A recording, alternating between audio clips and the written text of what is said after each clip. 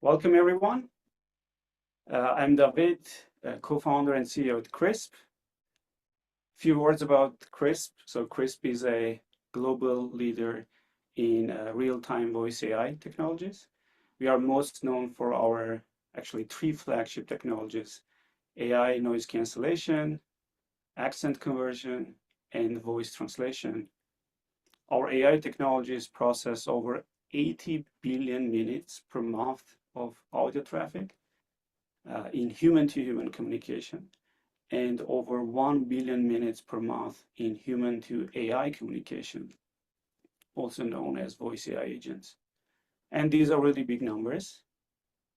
But that's about me and Chris. We are very excited about this webinar today. We are going to talk about how AI speech enhancement technologies bring real impact and ROI in the contact center space. And for that, we have amazing panelists today. Gentlemen, welcome to the webinar, JB and Biju. Yeah, thanks for having us, Defeat. It's great to be here. Thank you. So we have James Bednar, who is the Vice President of Innovation and Product at TTEC, and Biju Pillai, who is the Vice President of India Operations at TTEC. So before we start, some housekeeping notes. The session is being recorded, and we're going to share it with you afterwards. Please post your questions in the Q&A tab. We will try to answer them live, and if we can't cover everything, we will follow up with our answers. And with that, let's start with you, James. So for those in the audience who might not know about TTEC, can you explain what you guys do? Yeah, so we are one of the largest sort of BPO, CX-focused BPOs. We've got two main divisions: TTEC Digital, which is focused on helping our clients deploy, the cutting edge in AI, CCaaS, CRM, and other technology solutions. And then on the Engage side of the house, our typical BPO, where we support clients all over the world, across languages, across a lot of different areas, notably CX services, but also sales, trust and safety, tech support, and a number of other areas. And James, how big is the BPO operations, right? Close to, at peak, close to 50,000 associates. Wow. Right. Awesome. So you see everything, basically. We see everything. Yeah, we're across almost every industry. We're across almost every continent. So we see, we've got a good cross-sectional view of the industry and sub-industries for our clients. Very cool. Yeah, I'm really excited about this conversation. Look, I think our journey together shows how a strong partnership can spark meaningful change, right? We will walk through how it began, the key decisions along the way, and the results that followed, both for the customers and also for the frontline associates. So our work together started with, tackling the call clarity challenges. Right. I think it was 3-4 years ago that we started working together, and it all started with the problem of background noise, and then lately we followed up with the problem of accent barriers. Right. So James or Biju, before we first connected, what were the main issues you were seeing in your voice channels? Yeah, I mean, I think the way to look at what we do is we have conversations. We have millions of conversations every single year. That's the core of what we do. It's the heart of what we do. It's the most important part of what we do. Those conversations, a lot of times, will depend on how well we can support the customer. Anytime we inject or see friction in that experience, it's a challenge, right? Customers want resolution. They want resolution quickly. They want to feel like it's a personal one-to-one experience. They want to be heard. And it's challenging, I think, as companies have looked for new geographies to operate in, or cost savings around the world, or even when we think back to COVID, work from home versus in-center work. finding the right talent was always critical. Having the right spaces was always critical, and working from home, being able to control or help our associates control that environment, which is very challenging in some geographies, was really critical about just reducing any barriers to communication that might exist. Would you say that the work from home time is where the sort of the noise cancellation or the problem of background noises became like more important for the I think, industry? And yeah, I think if we go back to COVID, and I think we'd all probably want to forget COVID at this point. But when we go back to COVID, and we saw a big push to home, I think that's when noise became a bigger factor. I think pre-COVID, there was a lot of focus on ensuring a good space, a quiet space, focus on the hiring, to ensure you were operating in the right, had the right folks operating in the right places. Um, but with the shift to at home with COVID, where we pushed everybody home, a lot of folks maybe didn't have the control over their home environment, or just think what was right outside their window, or right on the street below where they lived, to have that noise. It's not within their four walls, but it was still impacting. And I think now that work from home has sort of been more firmly established in the industry as a expected delivery method or a required delivery method, there's a bigger focus on using these sorts of technologies to just remove any of that potential noise in the background.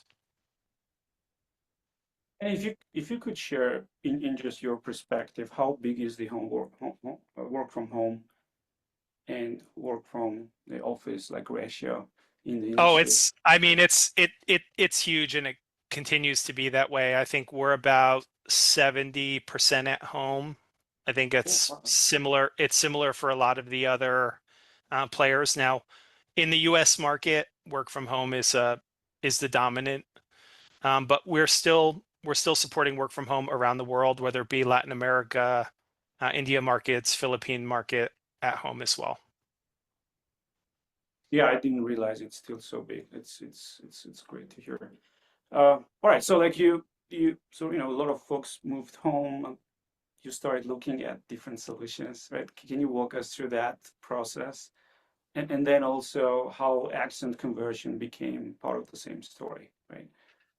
Yeah, and I think, it again, it's been a progression. We saw really good results on the noise cancellation and the voice isolation pieces, both in center and at home. I think now that we've seen a bigger push for return to office with some of our clients, um, being able to control for that crosstalk that's common in some of the larger scale contact centers You know, is a big part of it as well.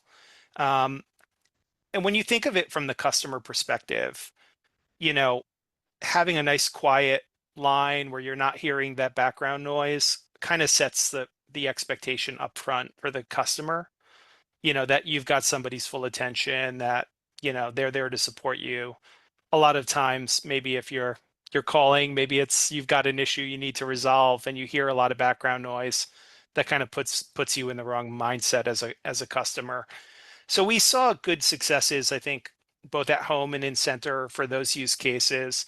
I think as the accent, the accent localization, the accent softening technology started to mature, we saw similar benefit. It's challenging at our scale. We hire thousands and thousands of people every year. Um, Being able to screen for, communication skills is difficult. And we ourselves would prefer to focus on things like skill set. I want to hire the right person. I don't want to hire the right language or the right accent. I think nothing's worse than having a perfect candidate, ideal candidate that can excel at the job, but they struggle with some accent issues, um, which would maybe make them ineligible for the job. Um, and we want to be able to focus more on the right talent, the right skills, the right place. And this sort of lets us, adding the accent localization technology lets us focus more on that. Interesting. Yeah. So I also think that even if the accent is not very challenging for the person, like there still are programs where like you need to go through trainings, right?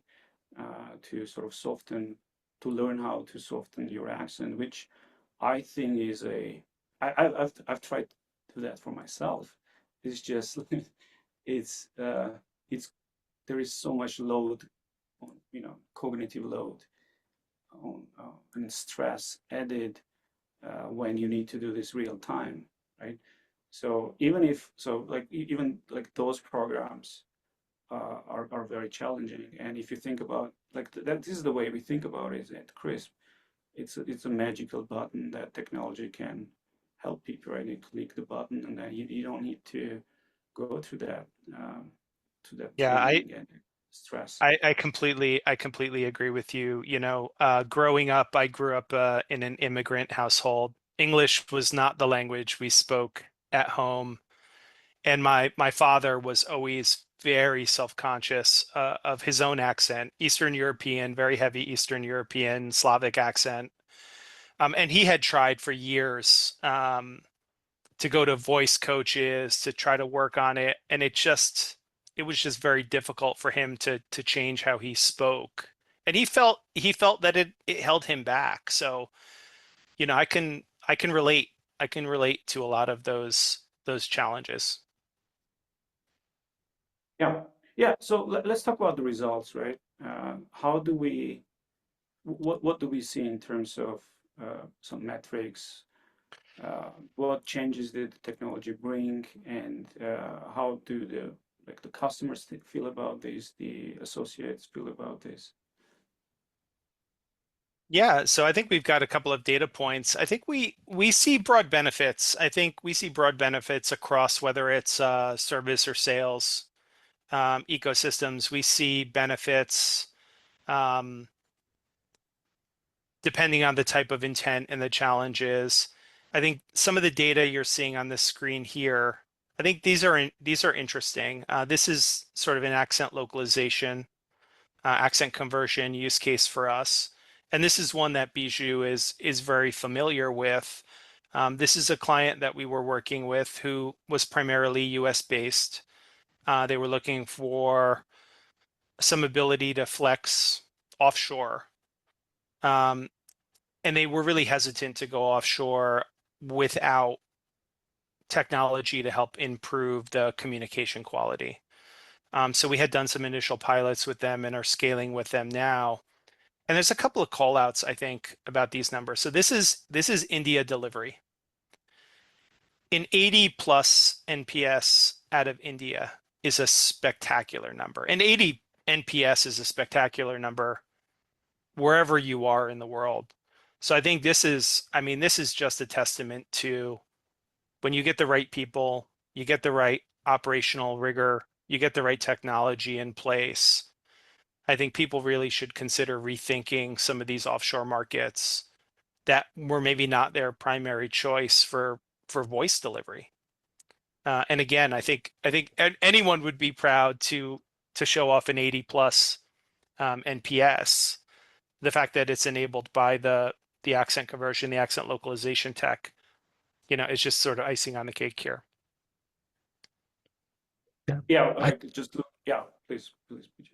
No, I was sharing that I think one of the strongest outcomes we have seen. I mean, apart from the metrics and all, of course, there's a lot of discussion in terms of how we can reduce the customer effort, and again, that's one way of gaining trust and loyalty. So the strongest outcome I was stating is that we have seen a significant reduction in the customer effort. Earlier you would have customers who would come in and they would sometimes ask our associates to repeat or rephrase, and specifically depending on the industry that they are supporting, healthcare for that matter, right? You would get to hear medical terms or coverage details. So clarity of communication is extremely essential to build trust. And now, because of the clarity that Chris brings into the mix and the modulation, these instances of customers asking for details to be rephrased or repeated have almost disappeared. Customers don't have to literally strain to understand, which means fewer repetitions, shorter calls, and less frustration. So essentially, there is a faster understanding of information. There is a better compliance from a with what workflow that needs to be followed, and then from a customer's perspective, it's an improved perception of the brand. And David, to your point, you mentioned about the cognitive load of the agent, right? I think it's a very important point. A lot of organizations focus on customer effort, but what one of the biggest advantage is the reduction of the teammate effort, also the associate effort. Also, you have a new hire who comes into the system in a far shore offshore environment, and they are not only supposed to focus on resolution earlier, but they also were compelled to really focus on how they came across. Was their accent right? Were they getting the message across properly? So there's a lot of a mental energy that was being spent controlling accent, tone, and pace, right? On top of managing the other elements such as empathy and process accuracy. So, because Crisp has been integrated, we that takes that load off their shoulders. They can now focus on solving problems, not on how they sound. And this has made interactions, I would say, more natural. There has been a significant decrease in the fatigue levels, if I may, at the lower end of the shift. And in many cases, we have associates who would come us and tell us that the calls now flow better. No, they don't have to over explain or overcompensate for accent issues. I think that's some of, I mean, more than the metrics, there are a lot of these sentiments that we have been able to capture. Yeah, yeah. No, I love this diagram actually. So we deployed the early version of accent conversion, right? So that's this line here, and then we started observing so reduction in the surveys. So people would just say that the language barrier is not a problem. So that would reduce, and also the CSAT would increase in parallel as the technology was maturing, right?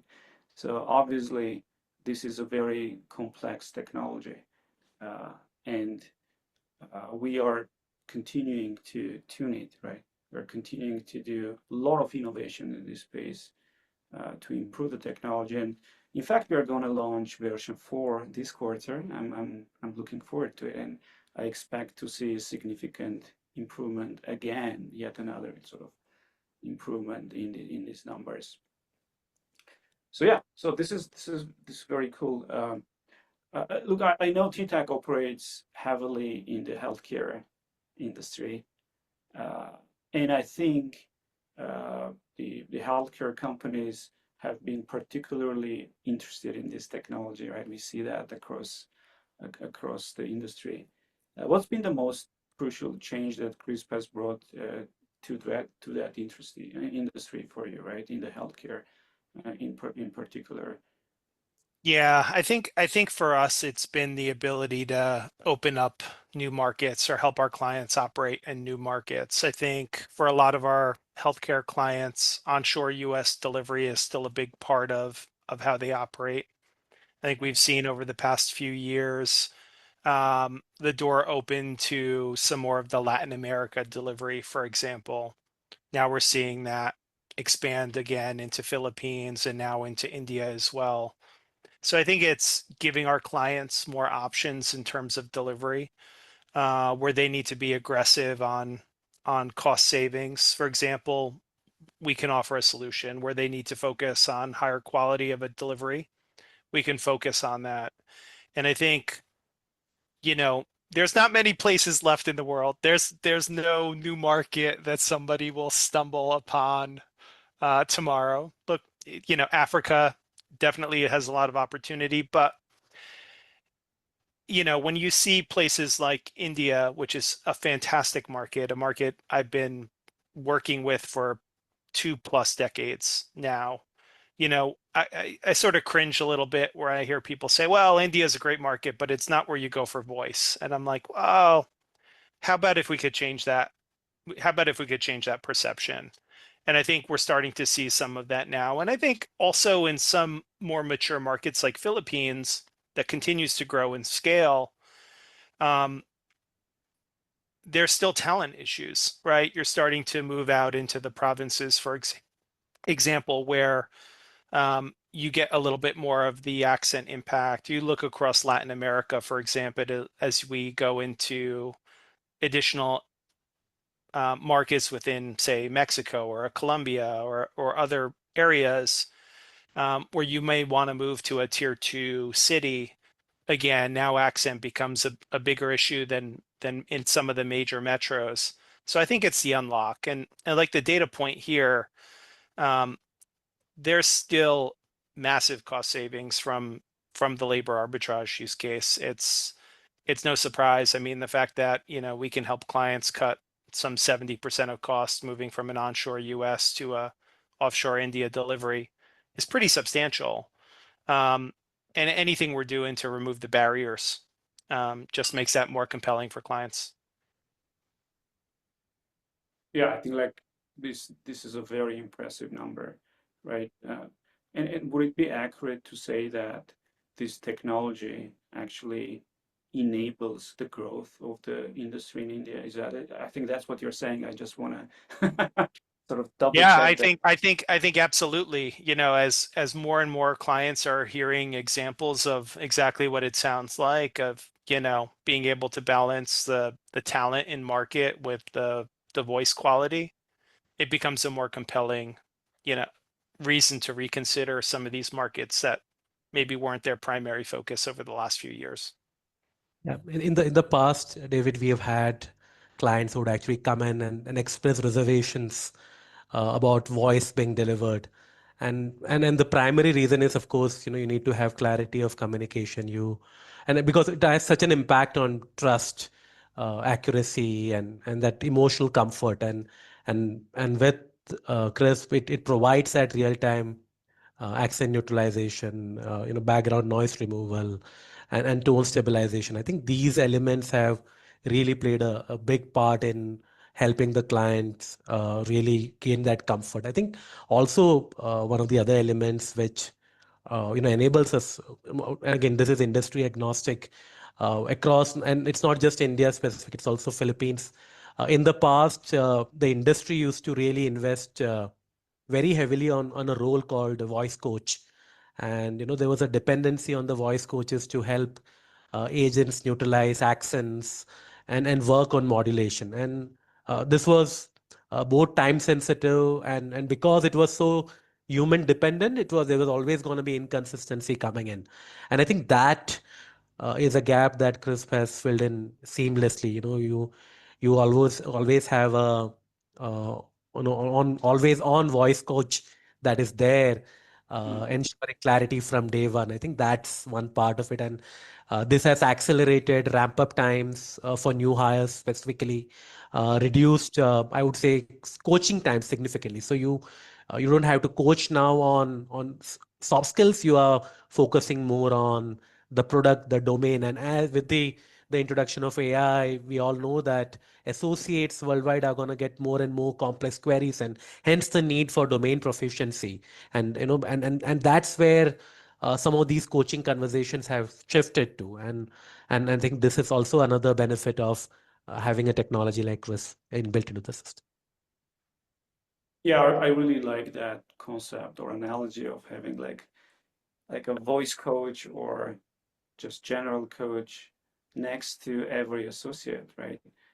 And this doesn't have to be only like voice or accent related. I think we will talk about translation as well, but it goes beyond that. I think that's what the AI, this co-pilot concept uh, promises, right? Having sort of top trained sort of person or technology next to every associate so that they can perform to the best of their capability. But before we do, actually, I do have some questions about that for you guys. But before we go there, so like we talked about the healthcare, but are there other, like, do you see other industries that, you know, are interested in this technology, that are investing in this, or not, or is it like mostly healthcare driven right now? No, I think it's pretty broad. I mean, we see a lot of interest in it in the B2B space. We see a lot of interest in it in sales and rev gen as an opportunity, anything to kind of break down those barriers. Um, I think we've got clients across almost every industry using the technology, so it's pretty broad. And I think it, it's often hard to quantify. And I think Biju kind of touched on it a little bit. One of the big benefits we see in it is just confidence, right? And it's hard, confidence translates into things like the KPIs and the metrics, but that's a softer metric. And when we've done focus groups with agents, when we've talked with agents after using the tool, and we hear that they're more confident, we know that translates into better customer experiences, right? When someone's more confident, you can build trust quick in the relationship. When someone's more confident, um, they've got better control of that conversation with the customer. There's less second guessing, for example, or escalation.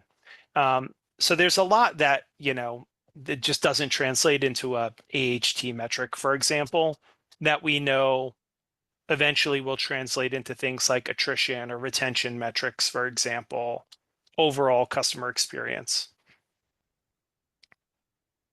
Yeah, I think James, you are very passionate about the topic of empathy. So yeah, and I think like you're one of the best in class when it comes to it, and you have very unique perspectives on it. So and and and and how, like, I think you sort of covered that, but I'm really curious from this confidence perspective and this, like, how these technologies make folks more confident during the call, right? How does that translate in empathy? Because there has been so much focus on the empathy side, right? There have been other technologies tried, that would guide the person, like, say these words now to sound, with empathy. But that's not how it works, right? It's Yeah, really, that's a great point. It's very difficult to fake empathy, and we see it on conversations all the time where genuine empathy comes across much better than kind of this performative empathy, somebody just going through the motions. And I feel like, you know, some of that comes with tenure. Some of that comes with making sure we're aligning the right people with the role. But in areas like healthcare, for example, or financial services, where there's much more emotional value in the conversation than, hey, I need to check my balance, for example. Those are the opportunities that empathy can really shine. And, you know, again, communication is what we do. That's our business. Um, and anything you can do to streamline that makes it better. And I think I don't want to say I don't think accent necessarily gets in the way of empathy. I don't think it does. It's more about being genuine in that translate.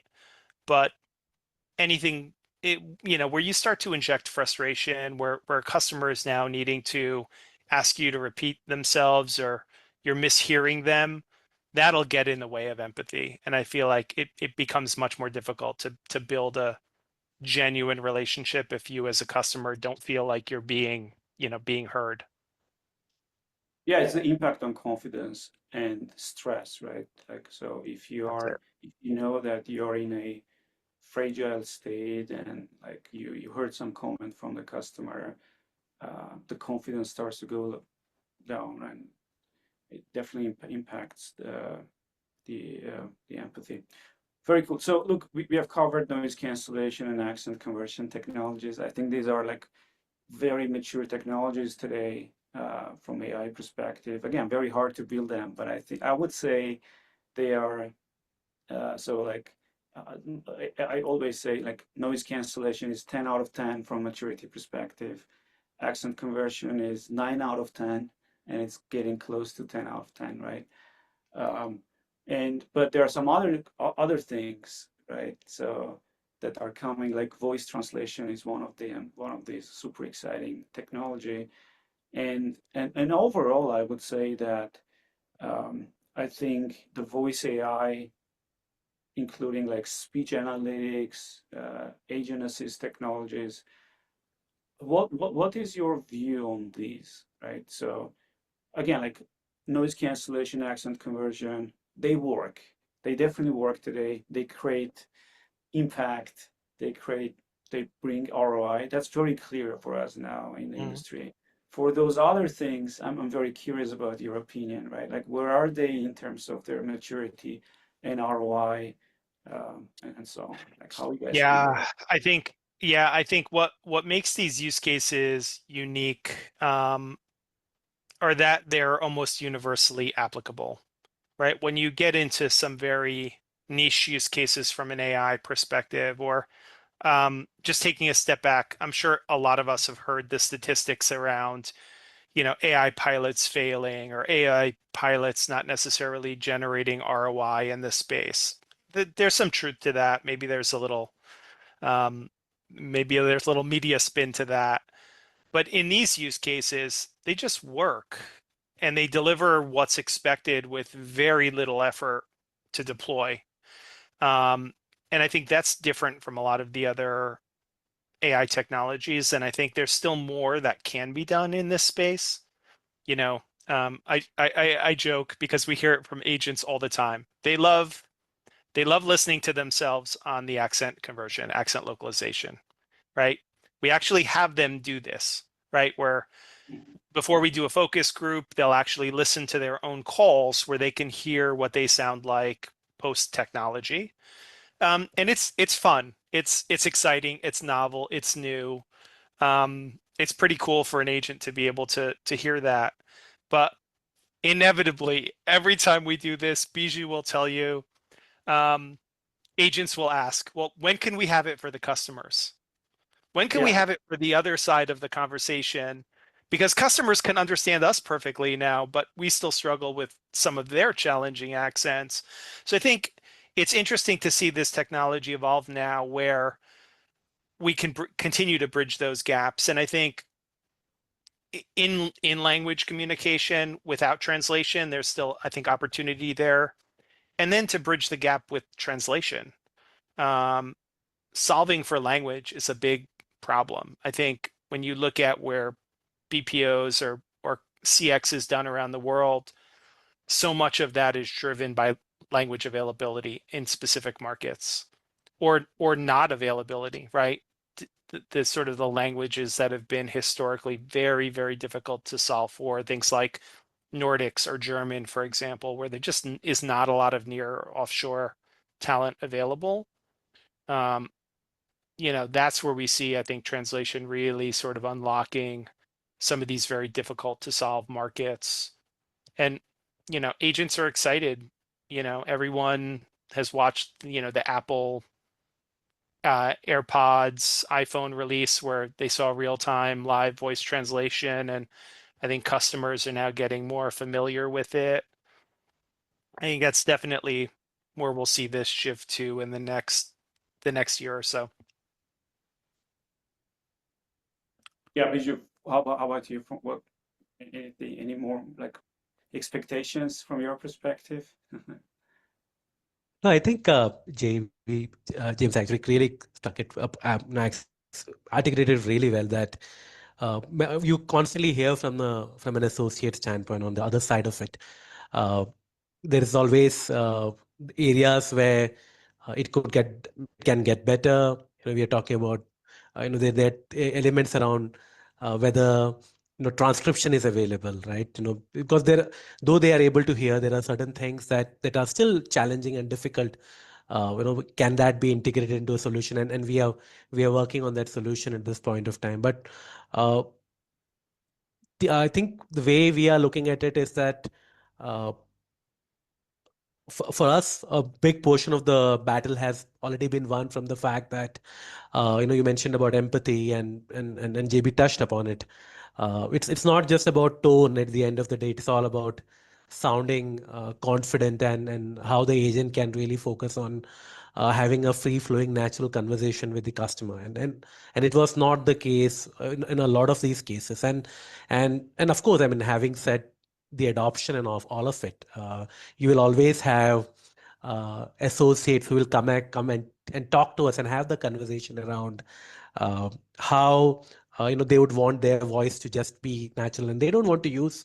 Not everyone wants to do that, and I think the expectation that we have set, or we are telling them, is that no, we are not trying to change or neutralize any of the way you speak. It's about clear communication. And I think one of the biggest success stories, David, that we are seeing now is how peer recommendation has taken it to the next level, right? You have, your associates, fellow who are gaining great results. They are showcasing it to them, and when they listen to the calls and they say, "Oh wow, this really coming out well," and it's great from an operational standpoint, where leaders then, and specifically the team leaders, are just focusing on the, like, the domain part of it that I mentioned earlier. But yeah, I think there are elements that can be enhanced, and then it's a constant iteration, as we talk about, in terms of modulation and pacing. Pacing is still an area that where we have to constantly talk to our teammates, because of course the heavy accent can be maybe softened a lot, but in terms of pacing, right, we that's an area that we will continue to work with our associates, and we'll see how what can be done in that area. Yeah, interesting. Definitely, I'm very curious about your feedback on our next version 4 that we're going to ship soon, because I think just both from accent leakage perspective, it's going to be great, but also from pacing perspective, it's just going to support more diversity and more edge cases, right? So I'm very excited about that. By the way, folks, I didn't mention that. So there is a resources tab, and on in Zoom, and there are some documents and links available. So on the documents section, there are several white papers available for you folks to download. Yeah, look, I think this is a great conversation. There is, yeah, I think so. One of the questions was that, so it says you may plan on doing this, but will you leave your contact information at the end of summer? Yes, actually the information is available in this resources tab, and we are going to follow up with all the information as well. So and James, on your remark regarding the sort of, we call it inbound accent conversion, right? Yeah, I don't think I can open up a lot about that, but stay tuned, basically, right? I think this is a very important problem. The inbound accent conversion is going to be solved, and we are very excited about that. So there is a question about, hello, what did you mean by pacing? What is the challenge? Yeah, Biju, maybe you wanna talk answer that. Yeah, I think when the tone element and the accent piece is clearly taken care of. However, in terms of when a representative is communicating to the member, it is important that they speak at a pace, specifically in the healthcare side of the business, when we are dealing with senior citizens, senior members. It's important that the pace is slow. They are able to comprehend clearly. Of course, the tool does its work in terms of accent softening, but the pace element of it, like if I speak very quickly, of course the accent is softened, but customers might have a difficult time, and it's not just an issue far show offshore. It's an issue anywhere if you are too fast, and that's an area where our coaches and leaders essentially communicate to the member that take a deep breath, communicate to the advocates that take a deep breath, speak slowly, you get the message across. That's extremely important, and that's the piece that I mentioned that it will be good to see how technology can, if there is a way we can intervene to control that element of it. But till that time, of course, you have your leaders coaching the advocates on that. How about a new product feature, David? Maybe a light that pops up that says, "Hey, you might be speaking a little too quickly." Yeah, that's actually a very easy one. Yeah. So there you go. There are actually technologies that so this issue also is on both sides, right? So there might be customers that are speaking very fast, and it's very hard to follow them, especially if they have also a foreign accent. So I believe it's two-sided. Uh, all right, very good. I think we had an amazing conversation today. Um, I think what we have discussed isn't just about technology, it's about how customer expectations are evolving and how industries are adapting and how forward-thinking organizations like TTEC are reimagining the way they connect with people. So in this contact center world, we are seeing rapid changes. We have already covered a lot of the opportunities that AI brings and the tools that are going to empower associates to perform at their very best. And at CRISP, we believe partnerships like ours with TTEC will be central to leading this change, making just customer experiences better and more human across every channel, right? So thank you again, James and Biju, for sharing your story, and to all of you for joining us. If you'd like to explore how CRISP can help your teams, click the Let's Talk button in the Resources tab. As I said, there are also some documents there, very interesting, from TTEC and from CRISP. Yeah, and we're going to share the recording and follow up. And James, Biju, any closing remarks from you? No, thanks so much for having us today. Thank you very much. Absolutely. Thank you, everyone.